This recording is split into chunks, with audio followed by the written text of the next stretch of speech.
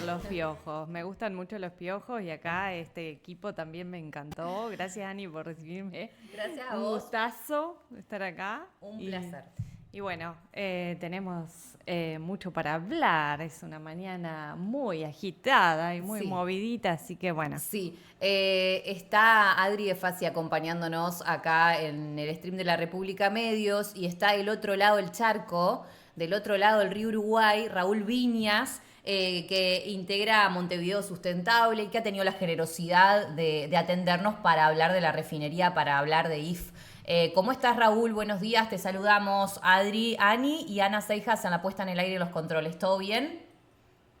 Muy bien, todo por suerte. Acá en este momento, por razones particulares, desde Montevideo, que está soleada, con lindo tiempo y esperando las lluvias para mañana. Así Eh, que, Vos sabés bien que ubicado. pensaba un poquito fuera del aire, lo comparto acá con Adri, con la audiencia también, porque lo Sí. charlamos ya con Nani Seijas, de esto de los principios de la propaganda nazi. No sé si recuerdan estos ejes comunicacionales de Goebbels, que en su momento era: tirate 12 títulos en un día, que la noticia que vos querías que pase totalmente desapercibida va a pasar desapercibida, y seguramente esos 12 títulos sean nada, sean humo, y lo que va en detrimento de las sociedades, las comunidades, los ecosistemas, pase totalmente desapercibido. En esto los nazis lo sabían muy bien, Goebbels también, y parece ser que quienes están detrás del proyecto de IF también, ¿no? Porque qué manera de tirar humo. Exactamente, sí. Más que humo, están tirando también muchas problemáticas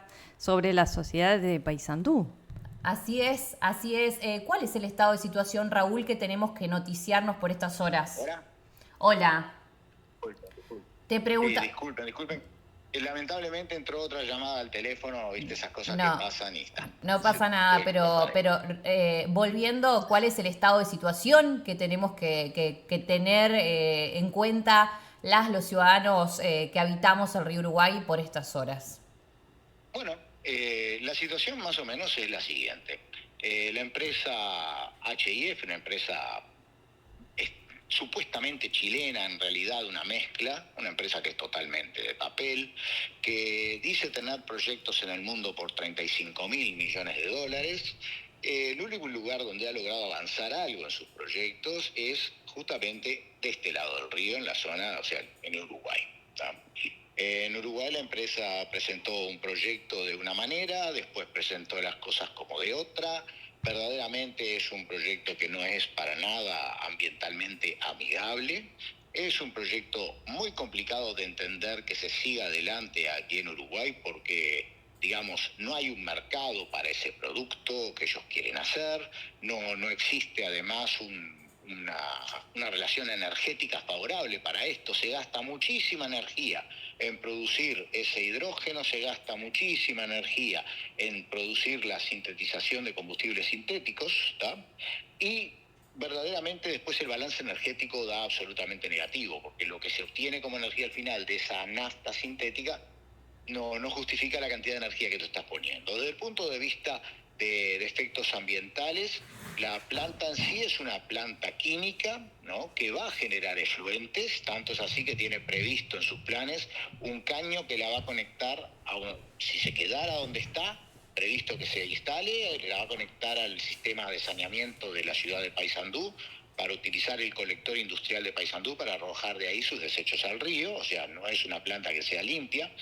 Pero el proyecto tiene una parte aún más oscura, que es que esta gente dice que va a utilizar más de 1 millón de toneladas de dióxido de carbono, un gas que normalmente en el mundo se trata de evitar que vaya a la atmósfera, pero solo un 12% de esa cantidad, un poco menos de 150.000 toneladas, serán verdaderamente de dióxido de carbono que se evita vaya a la atmósfera porque es dióxido de carbono industrial. El resto, casi el 90% del dióxido de carbono que van a utilizar, lo van a lograr quemando madera. O sea, van a liberar dióxido de carbono para capturar. Para poner un ejemplo claro, es como que, a ver, y con eso van a decir que mejoran el ambiente, ¿no? Un ejemplo claro, tú tienes un problema de seguridad entonces liberas a los presos de la cárcel para capturarlos de nuevo. Se va a sacar dióxido de carbono que está en forma de madera, que se reintegraría al suelo y que no iría a la atmósfera, se libera, como que libera a los presos, para capturarlo con un sistema de captación que permite después sintetizarlo, como que capturas de nuevo a los presos y entonces dices que mejoró la seguridad. Y en este caso dices que mejoró el balance de dióxido de carbono para la atmósfera. Raúl. Difícil de entender que eso vaya a avanzar. Raúl, sí, importantísimo este detalle que vos nos traes, que implica, bueno, la cantidad de toneladas de madera que se van a quemar por día en esas calderas que van a estar de alguna manera arrojando humo, y que eso es uno de los puntos que nosotros como colonenses estamos teniendo muy en cuenta, que es lo que va a salir por esas chimeneas, las cuestiones químicas, Claro. las posibles lluvias ácidas. Entonces, por ahí decirte, ¿no? Consultarte, vos tenés idea de la cantidad de toneladas de residuos sólidos también que esta empresa va a ir acumulando y que no tiene un lugar claro de dónde van a quedar estos residuos. Visiblemente, además de, bueno, de lo que yo te cuento, que es una preocupación muy clara en Colón, lo que tiene que ver con estas posibles lluvias ácidas por los componentes que se van a salir en el humo al quemar esta cantidad de toneladas, casi 90.000 toneladas diarias de madera, ¿no? Sí, sí, de madera y desechos de biomasa y cuanta cosa puedan capturar por ahí, lo cual además tiene un trasfondo de que para que ese combustible, vamos a llamarlo así, para que esa biomasa llegue a la planta, va a haber un tránsito de camiones importantes, ¿no? Que van a incluso recorrer distancias de 300 kilómetros, lo cual agrega también a los problemas que se generan. Yo estoy hablando más que nada, viste, sí, de la parte técnica del proyecto, como para tratar de indicar que el proyecto en sí no es un proyecto ambientalmente amigable, Claro. sin entrar en dónde se coloque ni cómo se coloque. De entrada nomás, no es un proyecto ambientalmente amigable, no es serio, energéticamente tiene un balance absolutamente negativo, y verdaderamente no hay mucha justificación para hacerlo sin importar dónde. Después tenemos que entrar a ese punto, que es lo que tú estabas diciendo, que es el dónde se piensa colocar, y ahí tenemos que pesar dos cosas. En primer lugar, que en el territorio de cada país tiene la soberanía de poner lo que quiera. Pero también está que, aunque yo en mi casa pueda hacer lo que quiera, no está bueno que le genere problemas a mi vecino.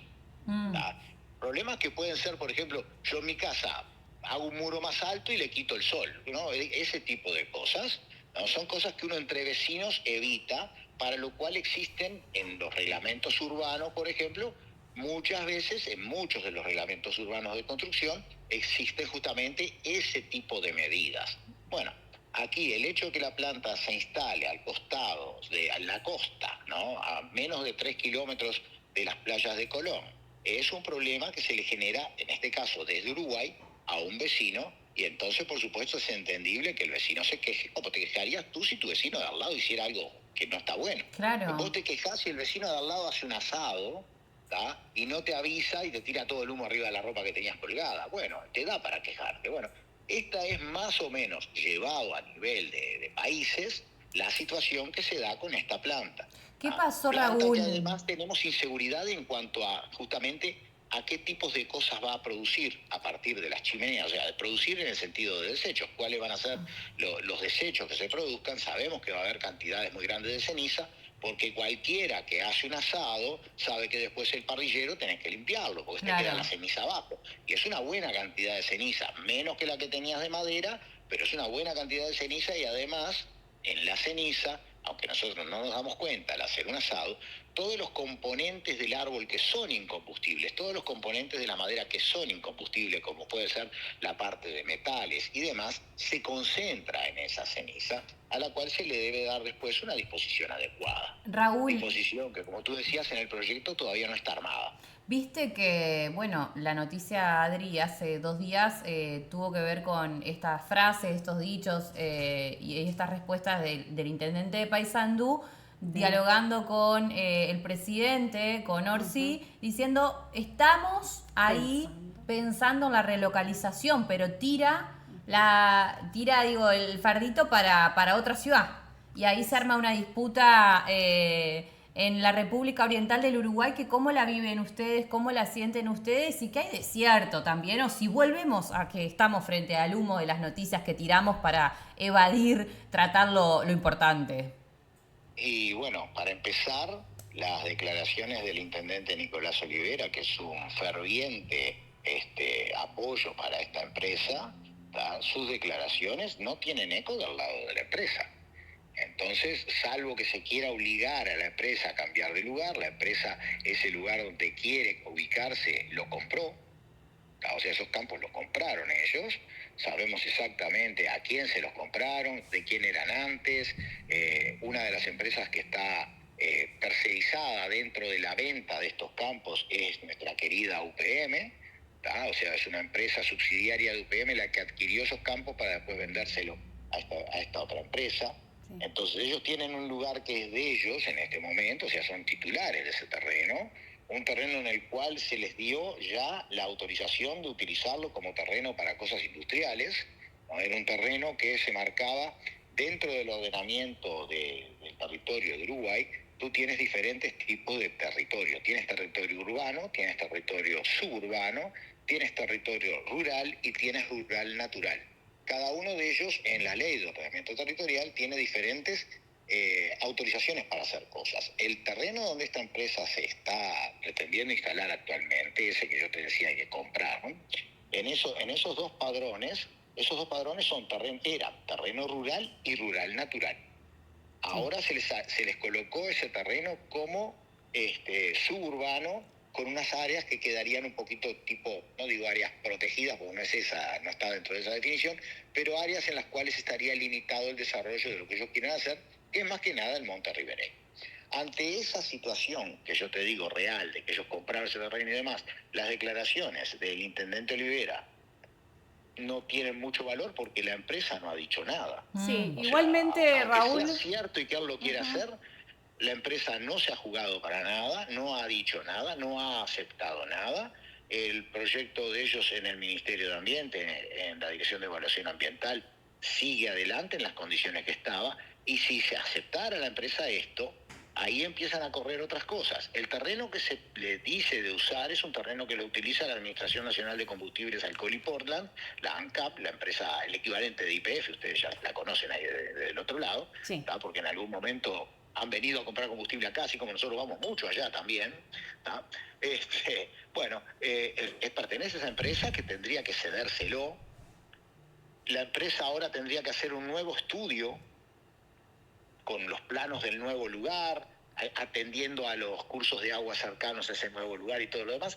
Y todo eso, ¿quién lo va a pagar? Sí, igual Raúl, entonces, yo te quería compartir que una de las cosas que yo noté cuando Nicolás Olivera hace esta declaración, y es un punto para mí importante que tendríamos que tener en cuenta, es que dice, así los argentinos no tienen que refutar o quejarse por el cambio de suelo. O sea, como que hay una dificultad, me parece, o algo legal que se podría o se puede tener en cuenta en relación al cambio de uso de suelo que se hizo de ese territorio.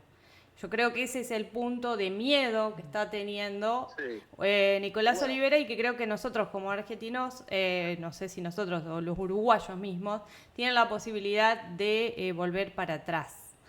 Nosotros desde el movimiento nuestro, el Movimiento por un Uruguay Sustentable, hemos analizado muy seriamente todo, muy a profundidad lo que se ha hecho. Verdaderamente, legalmente, desde el lado uruguayo, la reasignación del terreno se cumplió con todas las etapas que marca la ley, ¿tá? Pero lo que tenemos ahí es que uno lo que tiene que tratar de hacer en estas situaciones es la de evitar problemas, ¿no? O sea, como yo te decía al principio, si tú ves que el vecino tiene toda la ropa colgada y tú tienes un parrillerito que no tiene chimenea y larga humo y sabes que le vas a causar un daño o que lo vas a molestar, es conveniente a veces ir, golpearle la puerta y decir, jefe, ¿sabe? Tengo ganas de hacer un asadito, si usted quiere tirar una chuletita de arriba, tírela, ¿no? Y le avisas, ¿no? Acá en este caso, desde el punto de vista legal, quizás no, pero desde el punto de vista de la operación de una planta en esas condiciones, enfrente a las playas de Colón y todo lo demás, nosotros entendemos que es absolutamente negativo. Y el hecho que en los dibujos la rodeen de una cortina de árboles, porque si tú miras los dibujos que hacen, Sí. los renders que hacen de cómo sería la planta, te la rodean de una cortina de árboles, ¿no? Pero el hecho que le hagan eso, verdaderamente tampoco... tratar de hacer un poquito más verde un tipo de proyecto de este tipo no es exactamente ni lo adecuado, ni lo importante, ni lo que de verdad nos sirve. Acá lo que tenemos que hacer es, atendiendo a las posiciones que pueda haber de cada lado, tenemos que tratar de que si este proyecto sigue adelante, nosotros nos oponemos al proyecto en la base, no nos importa ni dónde se haga, ni cómo se haga, nosotros entendemos que va en contra de los intereses de nuestro país, el que la biomasa no se reintegre al suelo. Eso va a llevar también a que haya que reevaluar todos los proyectos forestales, porque aquí en el Uruguay los proyectos forestales tienen estudio ambiental y en los estudios ambientales una de las cosas que las empresas han destacado es que el 65% de la materia viva del árbol se reintegra a la tierra después que lo cortan y que ellos se llevan la parte central del tronco, que es 35%. Exacto. Si eso ahora no se va a reintegrar a la tierra, se va a llevar para ser quemado, donde sea que se queme, ya de por sí el proyecto a nosotros no nos llama. Bien. Exacto, no es el único bien importante para Uruguay que la empresa estaría afectando, principalmente estaría afectando el agua también, como una de las fuentes muy importantes de vida y de desarrollo de todo Uruguay, porque entendiendo que va a usar casi 38 millones de litros de agua por día, 450 litros por segundo. Es lo que la empresa hoy expresa en sus, diríamos, en lo que presentó. Claro, y ahí tienes que el agua, el volumen total no está conocido porque en parte va a depender de la eficiencia de los electrolizadores que ellos están adquiriendo y de cómo funcionen, para lo cual tenemos otro problema, que es que la empresa iba supuestamente a contar con su propia energía y ahora quiere que los uruguayos les subvencionemos la energía. Sí, una O instalación. sea, Tremendo, Una chicos. instalación de una planta al lado. Casi, casi. no, ellos lo que están pidiendo es prácticamente, o sea, mira, si tú tienes una industria en Uruguay, hoy tú pagas el megavatio, o sea, el millón los 1000 kilovatios tienes que pagar a razón de 80 y pocos dólares por mega, ¿ok? En Argentina hoy el precio industrial es más o menos similar. Esta gente quiere que se les venda a 40.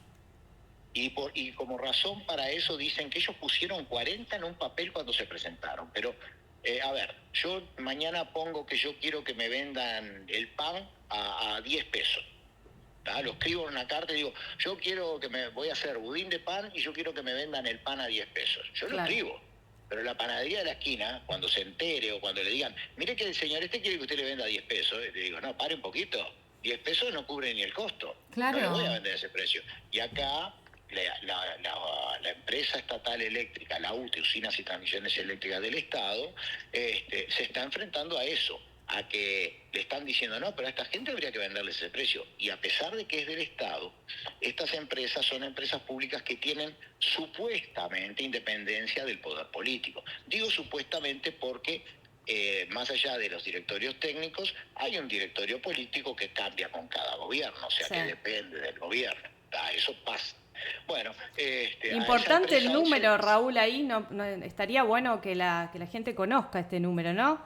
Que Uruguay perdería entre 80 y 100 mil millones, 100 millones, perdón, de dólares por año y tendría que pagar de la electricidad que usaría la empresa. 80, 100 millones. Mira, venderle a ese precio energía a cualquiera, ¿tá? Va en contra del interés de la empresa que vende la energía, ¿tá? Porque además una cosa es, por ejemplo, yo te digo, a ver, yo les voy a comprar a ustedes espacio en la radio, ¿no? Y les voy a comprar de aquí hasta que yo me vaya del país, hasta que me funda, les voy a comprar todos los días 2 horas. Entonces esas 2 horas de propaganda tú me la vendes a un determinado precio, porque te la voy a comprar durante muchos años, hacemos un contrato a 20 años. Entonces seguramente me la vendes más barato que si la vendes a otro. Pero en este caso la empresa lo que quiere es que desde la radio le vendan horas de propaganda de acuerdo a lo que ella precise. O sea, hoy preciso 2 horas, mañana preciso 5 minutos, al otro día preciso 20 minutos. Y de esa manera tampoco hay seguridad en la producción. O sea, tú tienes espacio en la radio y no sabes si mañana lo vas a tener cubierto o vas a tener que dejar la radio en silencio o poniendo música porque no tienes propaganda. Claro.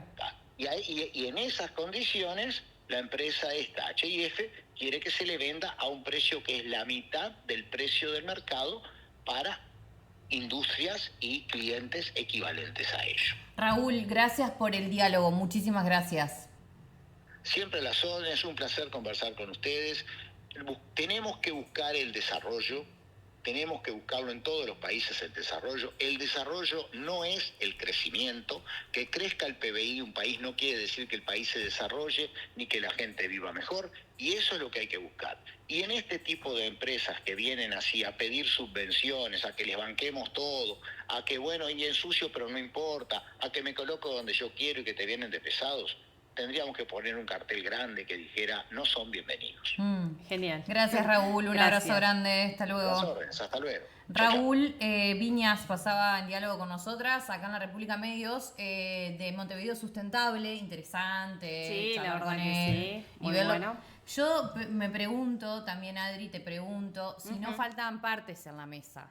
Entendiendo, obviamente. Digo, las mesas que venimos viendo, discusión, de visibilización, ¿no? Como nos están faltando partes que tienen que ver con los poderes económicos y fácticos que estamos tratando de que se involucren, al menos para decir, y bueno, yo hice el negocio, pero o de última nombrémoslo. Claro, no, pero más que importante aquí, no, aparte de que están muchas de las cosas estuvieron todo el tiempo ocultas, también estuvimos cegados o sesgados. Nosotros acá, esta parte del territorio no existió nunca en este acuerdo y somos los que estamos más afectados en el acuerdo. Así que sabemos que hay muchas acciones desde lo político, desde lo social, principalmente las organizaciones como Colón en Riesgo, como la multisectorial Somos Ambiente, y que también se están presentando diferentes opciones y acciones.